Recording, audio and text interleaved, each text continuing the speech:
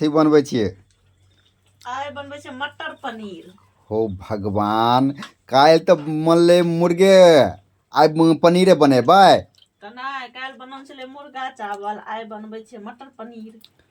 एते कते खाइ है, बाप रे बाप, राति दिन सब आइटम बनबैत रहे, कभी पनीर तऽ कभी माछ, कभी तऽ माउस, कभी खस्सी माउस, कभी पनीर। ई कहियो दाइलो चावल खाइ छी कि नहीं खाइ छी अहाँ? नहीं, हमरा दाल चावल नहीं पसंद है।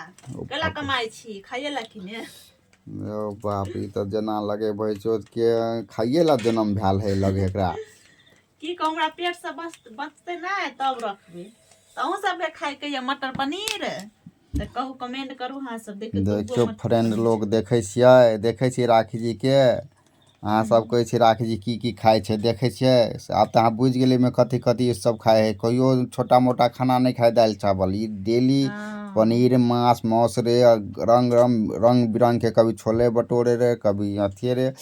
की कहो फ्रेंड, बनबै छलियै तऽ सब कहै छलै राखी जी कथी खाइ है, देखबै नहीं है। तेलक हम वीडियो बना बना के आब दै छियै कथी कथी रोज खाइ छियै हम। चलू फ्रेंड।